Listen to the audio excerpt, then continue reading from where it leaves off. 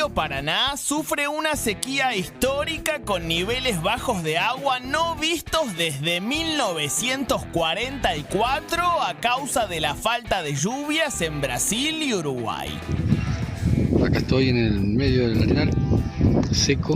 Según las proyecciones, la crítica situación del río más largo de América del Sur podría prolongarse hasta 2022. Hay una sequía tremenda de los humedales. Eso también se corresponde con la deforestación abrupta que ha tenido el Amazonas en los últimos años. Ante la alarma, el gobierno declaró la emergencia hídrica por 180 días para mitigar las graves consecuencias económicas y medioambientales. Para colmo de males, por la sequía se reactivaron focos de incendio en las islas del Delta del Paraná. Por la emergencia, el ministro de Ambiente y Desarrollo Sostenible desplegó brigadistas, lanchas y un helicóptero para controlar el fuego en la zona. Está en peligro el consumo de agua doméstico de todas las ciudades costeras a ambos lados del río Paraná. Lo que está pasando es un problema a causa del cambio climático. ¿Qué podemos hacer para mitigar el ecocidio? Bueno, bienvenido a Fuego Amigo, Juan Cabandier, ministro. Empiezo preguntándole por el tema de la bajante del río Paraná, si considera que se tardó en declarar la emergencia hídrica, conociendo que quizás algunas organizaciones ambientalistas venían detectando que esto venía hace tiempo ya. Sí, no, las decisiones están basadas y sustentadas sobre la información que nos arrojan las distintas agencias estatales, tanto en los pronósticos, las proyecciones. Entonces, la verdad que veníamos teniendo reuniones interministeriales con distintos organismos descentralizados, ministerios, analizando la situación, y en determinado momento, que fue hace aproximadamente 15 días, se toma la decisión de declarar la emergencia producto de lo que veníamos asistiendo. Declararla hace 15 días no implica o no implicó que no estuviésemos viendo el tema antes. Hace bastante tiempo que estamos siguiendo el tema y estamos tomando y generando acciones para mitigar los daños que causan la bajante del Paraná, como por ejemplo el peligro de la toma de agua para las ciudades que se abastecen justamente el río. Entonces se implementan bombas para tener un bombeo y tener suficiente caudal, prevenir también a la población para que hagan un uso responsable del agua doméstica, y al mismo tiempo también eso acarrea problemas con distintas actividades productivas, como por ejemplo la pesca, no solamente la pesca deportiva, sino también la pesca para el consumo. Ahora, ¿ustedes entienden que esto que está pasando en el río es producto del maltrato al medio ambiente? ¿Lo entienden de esa manera? No hay dudas que los eventos climáticos pronunciados que asistimos, no solamente en el río Paraná, pero hablando específicamente de la bajante del río Paraná, que tiene niveles históricos, ¿no? No se ven desde el año 44 y quizás pueden ser incluso peores que los que se asistieron en aquel año, es consecuencia del cambio climático. Es decir, ¿No tienen dudas de eso? No hay dudas de eso, porque tiene que ver con la deforestación en la región del Amazonas, que eso produce falta de precipitaciones, de humedad, que es lo que alimenta obviamente el caudal de esta cuenca. No solamente podemos decir que es el Amazonas, que sí, evidentemente es la región más afectada y que más incide en la bajante histórica del Paraná. También nosotros tenemos una gran deforestación, una tasa de deforestación que, si bien se redujo a partir de una ley de bosques que se sancionó hace 11 años aproximadamente, aún tenemos como desafío bajar esa tasa de deforestación, porque la deforestación lo que produce es pérdida de biodiversidad, pérdida de humedad. Concretamente, perdón, para entender la parte del Paraná, Sí. ¿qué significa declarar la emergencia? ¿Qué está haciendo? ¿Qué plan de contingencia tienen desde el gobierno para solucionar esto? El plan de contingencia está relacionado al agua de uso doméstico, está relacionado obviamente a la actividad productiva, porque por ahí sale gran porcentaje de la producción agropecuaria, agrícola específicamente. Se contempla obviamente también lo que hace a la generación de energía. Recordemos que tanto Atucha 1, Atucha 2 tiene alimentación, no tiene alimentación, sino tiene refrigeración a partir del agua del Paraná. En cuanto a hidroeléctricas también, por tanto hay una generación de energía que también es para atender, y transporte productivo que se hace vía el río Paraná, que se tendrá que utilizar otros mecanismos terrestres, obviamente, para abastecer y poder seguir teniendo salida por otros puertos de esa producción agrícola que se hace a través de la hidrovía. Principalmente tiene que ver con eso y todo aquello que esté relacionado y aparezca. Obviamente tenemos distintos organismos del Estado que estamos analizando permanentemente la situación y tomando acciones y reuniéndonos también para tener una mesa arena y analizar y planificar lo que puede extenderse hasta el mes de marzo, ¿sí? Bien. Como decía el informe, quizás dura hasta el año que viene. Bueno, la falta de precipitaciones, ojalá que no sea así, pero hay algunos indicadores que nos estarían alertando al respecto de que se podía prolongar la escasez de precipitaciones, de lluvias. Hay otro tema que pone el acento los ambientalistas. Sí. No se escucha hablar mucho de esto, que tiene que ver con la exploración petrolera offshore, Sí. ¿no? Que afecta a la fauna marina, entre tantas otras cosas. Sí. ¿Cuál es la postura del Ministerio en este tema? Y si la van a autorizar, Sí. me sumo a lo que dice Schurman, si van a autorizar la explotación petrolera offshore en el mar argentino. Sí. A ver, el gobierno saliente de la gestión Se rió, puso cara de esto es complicado. Sí. No, queremos saber si la van a autorizar o no. Los temas ambientales en el contexto en que vivimos, no solamente en nuestro país, sino en el mundo, son complejos, ¿no? Abordar la transición ecológica hacia un punto de sostenibilidad es complejo porque eso implica adaptarnos, ¿no? Mitigar, adaptarnos y también modificar métodos productivos, ¿no? Pero al mismo tiempo tenemos una gran dificultad de los países en desarrollo, que es que mientras pensamos en la sostenibilidad tenemos que también contemplar nuestra estructura productiva. Entonces, nuestra estructura productiva, ¿sí? El PBI, ¿no? que tenemos como nación, que nos permite a nosotros generar empleo, producir, se sostiene con energía. Entonces, sería, digamos, muy, muy lírico decir, dejemos de utilizar ya energía térmica o energía de hidrocarburos. Ahora, no podemos hacerlo porque ningún país en el mundo puede hacerlo ya. Por eso tenemos metas como países en el mundo, digamos, a partir del Acuerdo de París, que fue en el 2015, tenemos una meta que es el 2030-2050, ¿no? Entonces, para el 2030 tenemos que reducir gases de efecto invernadero que son los que generan el calentamiento global. El calentamiento global se explica a partir de la bajante del río Paraná. Bien, pero entonces, quiero ir a lo del mar. En cuanto a la actividad offshore. Sí. La actividad offshore, obviamente, lo que busca es tener recursos hidrocarburíferos. Entonces, es una actividad que es compleja porque en algunas etapas podría traer elementos contaminantes. La prospección sísmica, que es el inicio, es para evaluar dónde hay posibilidades de captar hidrocarburos, se hace a partir de una técnica utilizada con aire comprimido, que se generan bombas de aire comprimido, que eso afecta a la fauna ictícola, que incluso aleja el periodo de reproducción de muchos peces e incluso a mamíferos los hace perder orientación y eso produce que muchas veces haya ballenas en las costas, ¿no? U otros mamíferos.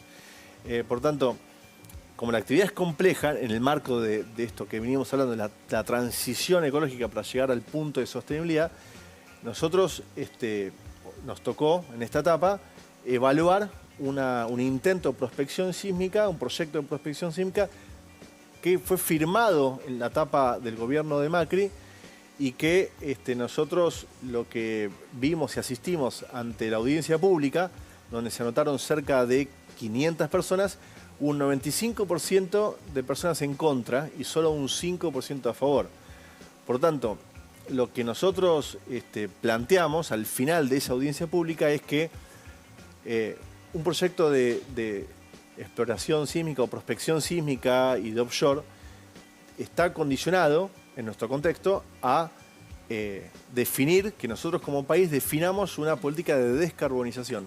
Sí que son palabras medio complejas a veces, Sí, pero lo que por quiero eso. decir es lo siguiente: si nosotros no aumentamos el porcentaje de energía renovable en nuestra matriz energética, digamos, sería difícil para nosotros hoy avanzar con proyectos de offshore. No O sea, significa, no lo van a autorizar yo no como estoy diciendo eso ministro. porque yo no defino la política energética, ¿sí? Ahora, yo soy ministro de Ambiente, Sí. no ministro de Energía. Pero Entonces, como ministro de Ambiente Sí. no aprueban que se explote el mar argentino en búsqueda de petróleo. bueno, a partir de esa audiencia, primera audiencia pública, los proyectos, los contratos contraídos en la gestión anterior de Macri, nosotros dijimos, esta situación de una empresa que a la altura de Mar del Plata, ¿no?, bastantes millas para adentro del mar, pero a la altura de Mar del Plata, pretenden hacer una etapa de prospección sísmica para después, digamos, captar hidrocarburos de forma offshore, lo que primero tenemos que hacer es definir nosotros una estrategia robusta de incremento de energías renovables, ¿no? Ministro, Hoy en el país solamente tenemos 8% de nuestra matriz energética Sí. es renovable. Necesitamos cumplir una meta que incluso nuestro presidente se ha comprometido ante Pero ahí los la otros pregunta, países del mundo. la pregunta es si todos ustedes piensan parecido, porque voy a un tema muy No, pero, concreto. digo, voy a un tema está muy claro- concreto. está claro que no, La porque- prohibición de la sí. cría de salmón había Sí. generado un cortocircuito. Vos tuviste una postura, Culfas tuvo otra postura Sí. y público, porque esto fue Sí. un debate público. En este tema, Sí. también hay diferencias. ¿Cuál es la postura de Cabandier Sí. y cuál crees que es la postura de otro sector del gobierno? Es decir, Por si ejemplo, ahí no se ponen de Culfas. acuerdo. Primero lo que quiero decir es que es lógico que existan visiones distintas dentro de un gobierno, porque existen dentro de una sociedad, porque la agenda ambiental, si bien no es nueva, se ha incrementado Por digamos, suerte. Sí, por suerte, ha incrementado la voluntad de muchos ciudadanos de atender las situaciones ambientales, justamente porque en un contexto de pandemia como el que vivimos, está en crisis. El próximo tiempo está en crisis. Estamos en emergencia. Hay una crisis también productiva, hay una crisis económica, hay una crisis social. Es decir, porque no hay previsibilidad, ¿no? Lo que nos demostró la pandemia es que la sociedad, con las tecnologías, con el conocimiento científico, pensábamos que teníamos todo resuelto, que podíamos planificar de acá a 50 años. Lo que nos mostró la pandemia es que no hay previsibilidad. Bueno, pero Ahora, entonces, volviendo a la pregunta de La Schurman. pregunta ambiental, sí. ¿qué va a pasar con nosotros dentro de los próximos 10, 20 años? Es lógica, y más lógica es que se lo hagan los más jóvenes, las y los más jóvenes. No, porque y el son gobierno, ellos los porque que quiero volver de el nuevo- día de mañana sí. van a vivir en un contexto que las decisiones las tomamos nosotros. Las están empujando los jóvenes y las organizaciones dudas. ambientalistas Y- hace mucho tiempo, pero y la bienvenido pregunta de que sea Schurman así. creo que Sí. va hacia las decisiones políticas de este gobierno. Las decisiones- ¿Se toman en conjunto, por ejemplo? Sí. ¿Tenés diálogo como ministro de Ambiente con Guzmán, con Culfas? Más allá de que tengan Sí. diferencias, ¿pueden llegar a Sí. consensos para tratar de tener un a- modelo de a veces- producción y repensarlo en base a la emergencia climática? A veces tenemos acuerdo y a veces no. Pero, digamos, ¿es más el acuerdo o el desacuerdo en ese sentido? No, siempre buscamos llegar a un punto de acuerdo, por supuesto, porque de hecho somos parte de un mismo gobierno y queremos el desarrollo de la Argentina. Mi posición es clara. Nosotros pensamos que el desarrollo, la única manera del desarrollo es el desarrollo sostenible. Es decir, ¿qué significa sostenible? Pensar en las próximas generaciones. Es decir, entonces eso nos lleva a poner el acento sobre algunos puntos que nosotros tenemos que hacer un ejercicio. La sociedad mundial tiene que hacer un ejercicio para repensar métodos productivos. Ministro. Sí. No, veo que nos cuesta mucho tratar de encontrar un debate superador, incluso en este programa y en esta charla. Quiero decir, ¿por qué no se puede superar la instancia de a favor y en contra? ¿Por qué no se pueden entender esas complejidades? Me pregunto si no tiene que ser hasta un objetivo de política pública, abrir un debate respecto de, bueno, en función de nuestras necesidades de desarrollo, que son concretas, usted las mencionaba, yo le agrego la recepción de divisas, por ejemplo, Sí. fundamentales para el funcionamiento de un país como el nuestro. Sí. Y por otro lado, el impacto ambiental en que una sociedad está dispuesta a tener para lograr esos niveles de desarrollo. ¿No debería ser objeto de política pública armar debates superadores Sí. de estas confrontaciones tan concretas? Lo cierto es que nuestro país tiene 200 años en discutir un modelo de desarrollo. ¿no? Un modelo de desarrollo productivo que nos contempla a todos, donde todos podamos estar adentro. Los famosos acuerdos de 10 años, 20 años, digamos, que nunca se logran. Es decir, todavía seguimos debatiendo si queremos un país industrializado o queremos un país timbero. Los que se fueron querían un país timbero y primarizado. Nosotros pensamos que la actividad primaria, la actividad agropecuaria es fundamental, pero también es muy importante que busquemos niveles de industrialización. Entonces, en ese que tienen contexto, impacto ambiental. Bueno, justamente es la posición que tenemos nosotros hoy ante los organismos que, concretamente ante el Fondo Monetario Internacional. ¿Por qué? Porque los que se fueron nos dejaron 44.000 millones de dólares de deuda que no se usó para ensanchar la economía, que no se usó para generar empleo, se usó para la timba financiera. Tenemos una oposición hoy, que antes fue gobierno, que tiene una enfermedad crónica. Esa enfermedad crónica se llama timba financiera.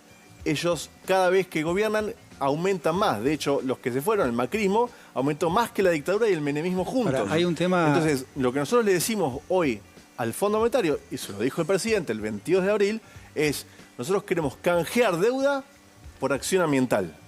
Porque conseguir dólares para el vencimiento de deuda, 17.000 millones de dólares el año que viene, conseguirlos, no podemos hacerlo sin contaminar. Ahora, ministro... Entonces, ¿qué mejor que un porcentaje, el Fondo Monetario nos canjee un porcentaje de esa deuda y nosotros, en vez de darle los dólares, lo usamos para tener parque eólico y parque ambiental?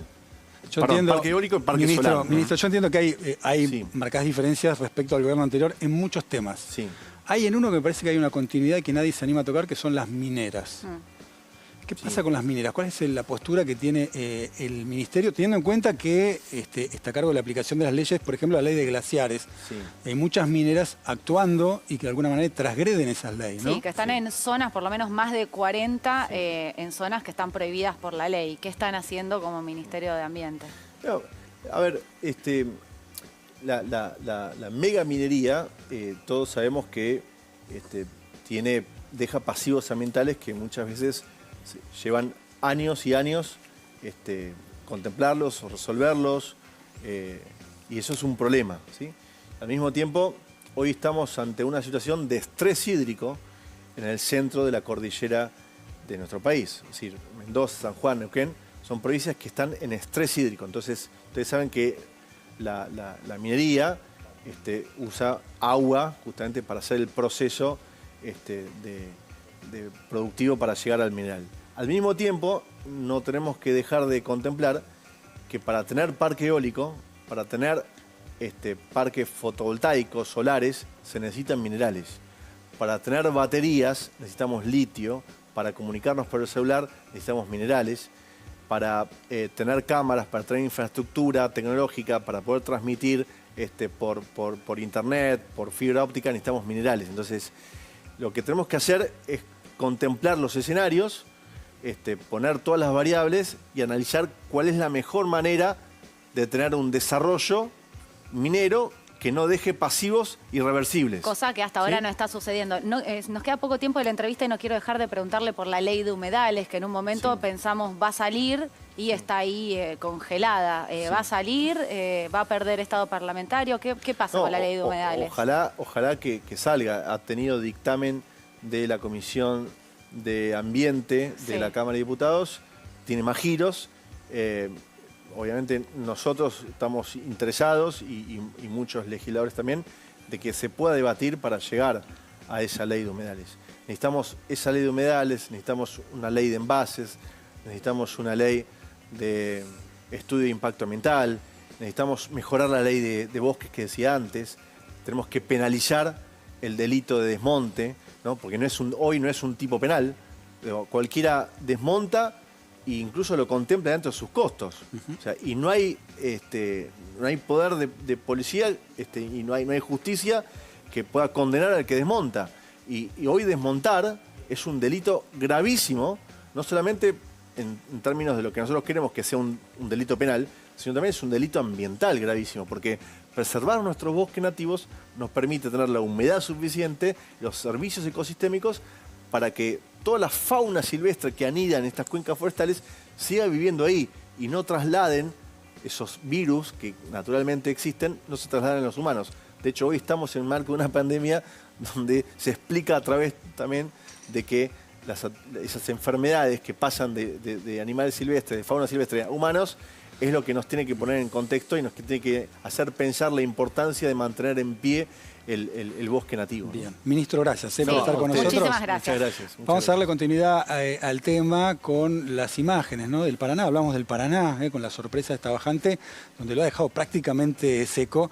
Y después de ver estas imágenes, vamos a seguir hablando precisamente de temas de medio ambiente con especialistas del caso.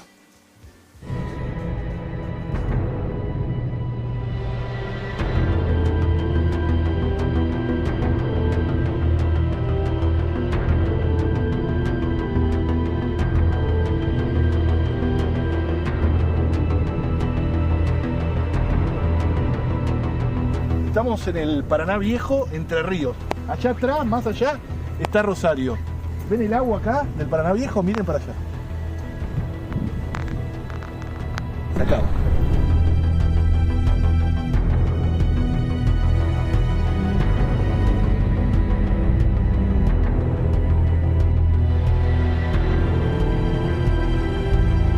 Esto es el río Paraná. Estamos caminando sobre el lecho del río Paraná. Paraná Viejo.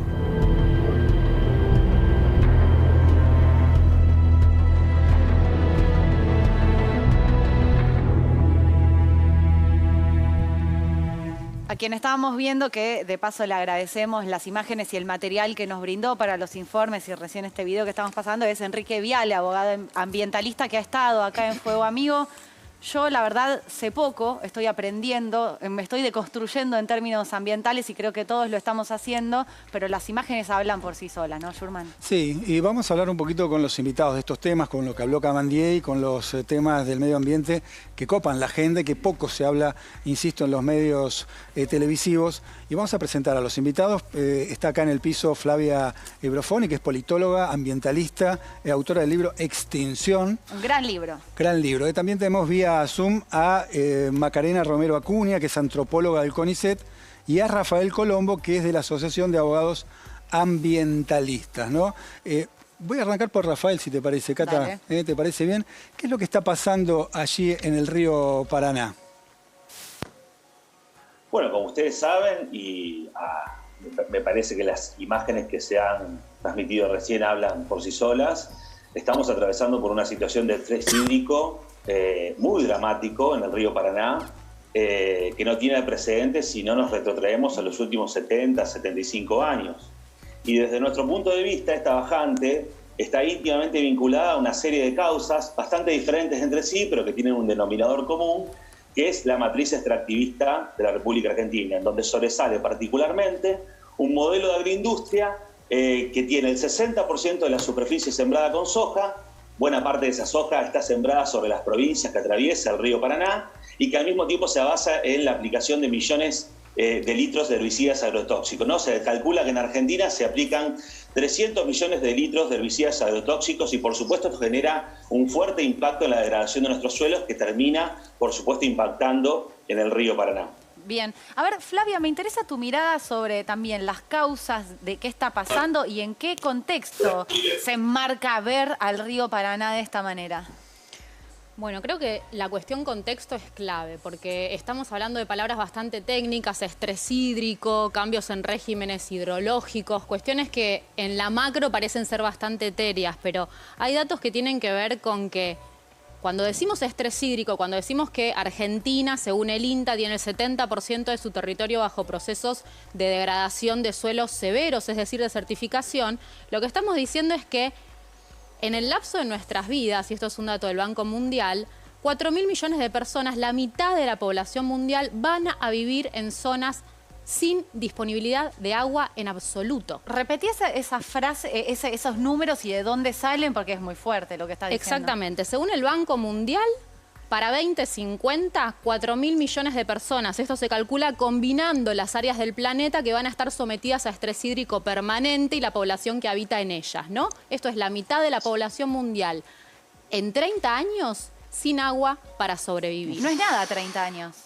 No es nada 30 años, es la meta que recién mencionaba el ministro, a la cual nos comprometimos en el Acuerdo de París en reducir emisiones. Entonces empezamos a hablar de parques solares, parques eólicos, de fantasías extraplanetarias, como si estuviéramos en una situación en donde las prioridades son todas iguales, ¿no? Tener buses eléctricos es lo mismo que tener comida para alimentar a nuestra población.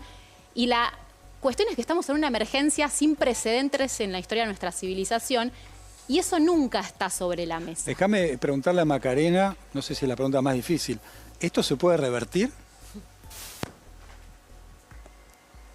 Ay, Macarena Ay, justo se congeló. Así congeló. que, Flavia, mientras tanto, contanos vos que si pensás que esto se puede revertir. Sí, se lo pregunto a Flavia, ¿no? No te congeles, por favor.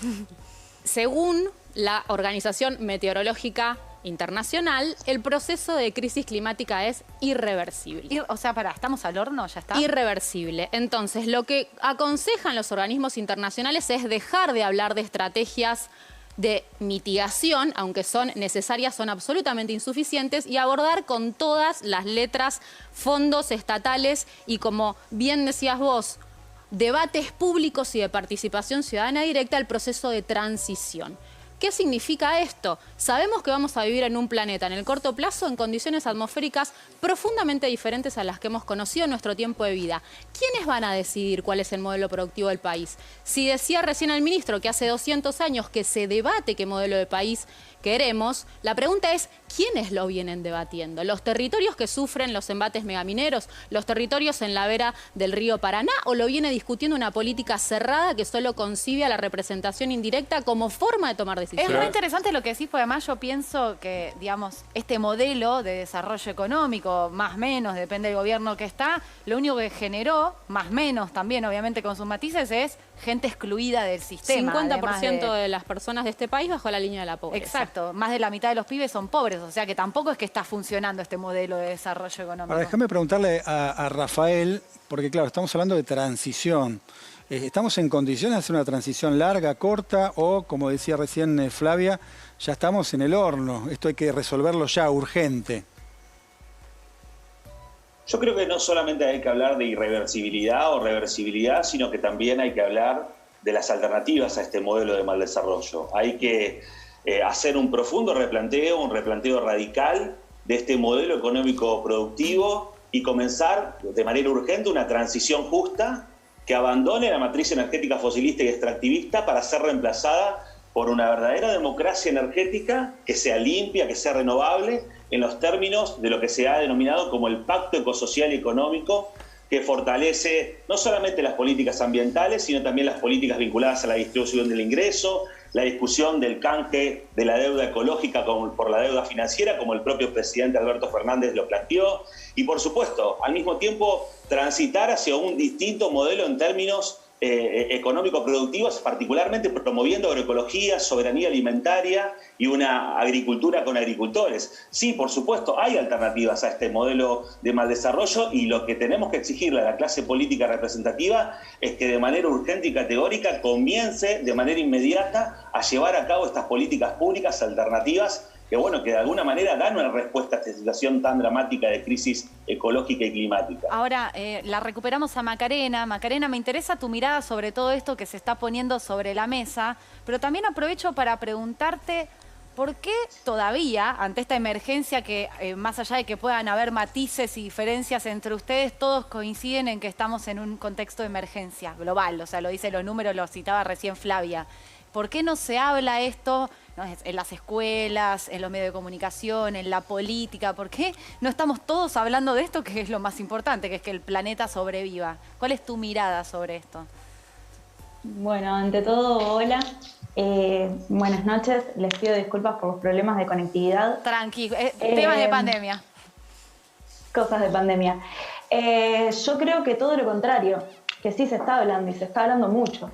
Lo que está pasando es que no se están tomando medidas claras, ¿no?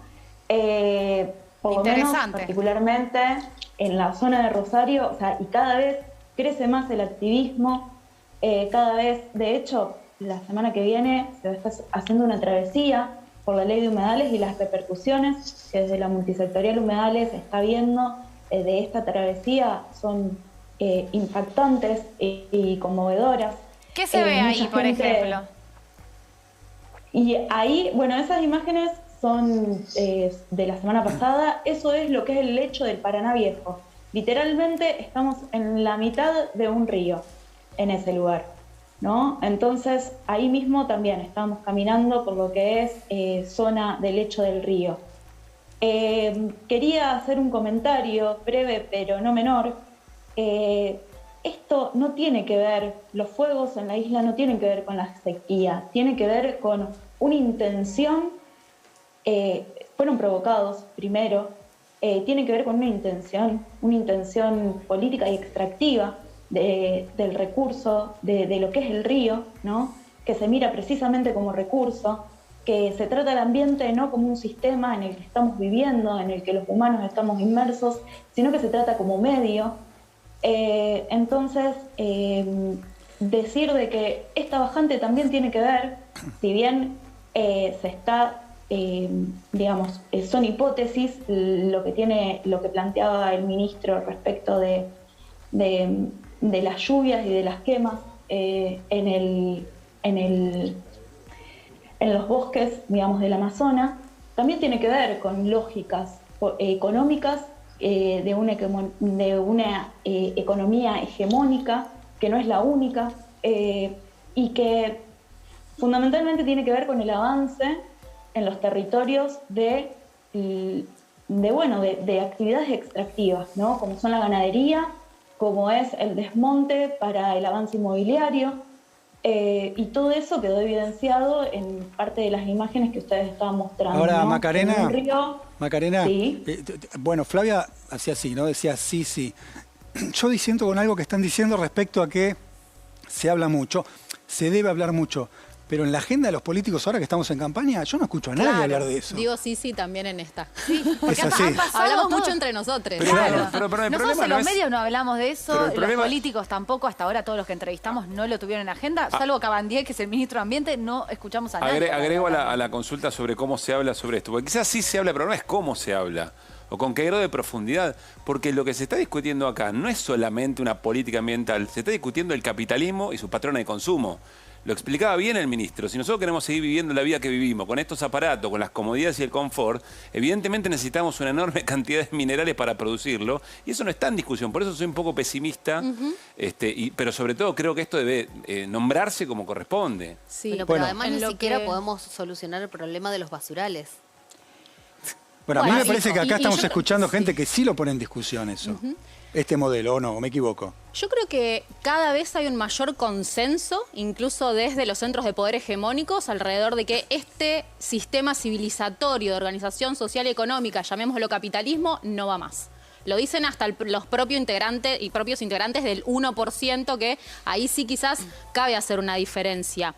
No es la forma en la que vive el 50% de personas más pobres del mundo la que nos está llevando a la extinción. Hay claramente, y esto está medido, toda la evidencia científica lo refuerza, hay una diferencia muy grande entre cómo durante los últimos 40 años, sobre todo, se aceleraron procesos de concentración de riqueza material. Entonces, cada vez que hablamos de megaminería, de agronegocio, de hidrocarburos, de lo que estamos hablando es que no están derramando ni derramaron nunca beneficios para sacar a gente de la pobreza. Ese es el gran clivaje narrativo que hoy vuelve reversionado en la discusión desarrollismo versus ambientalismo, que tiene mucho de falaz, en donde pareciera que si seguimos la receta de los últimos 200 años, vamos a sacar a la gente de la pobreza. Eso ya demostró no ser así y demostró concentrar en el 1%, y esto está medido, de la población mundial, riqueza que no necesita... Pero Flavia, tampoco le sí. podés pedir el mismo esfuerzo a un país desarrollado que uno como el nuestro, que necesita... Totalmente de acuerdo. Totalmente de acuerdo, totalmente de acuerdo. El punto es desde dónde te parás en la conversación, desde el darse por vencido en la posibilidad y seguir imitando el modelo de desarrollo al que, como bien decía Rafael recién, ya denominamos mal desarrollo. En Argentina, post consenso de Washington, liberalismo, todo lo horroroso que trajo a nuestra región, y en eso es muy gracioso porque de un lado y del otro de las fuerzas políticas la culpa siempre va a estar peloteándose. Trascender esa discusión en este momento es clave y la única forma de trascenderla es abriendo este debate sustancial de supervivencia a la gente. Acá en Fuego Amigo queda abierto, Flavia y a todos nuestros invitados les agradecemos. Se nos fue el tiempo, es muy interesante, la verdad voló. Seguiremos abriendo el debate. No es ni la primera ni la última vez que los volveremos a convocar. Muchísimas gracias a los tres por estar.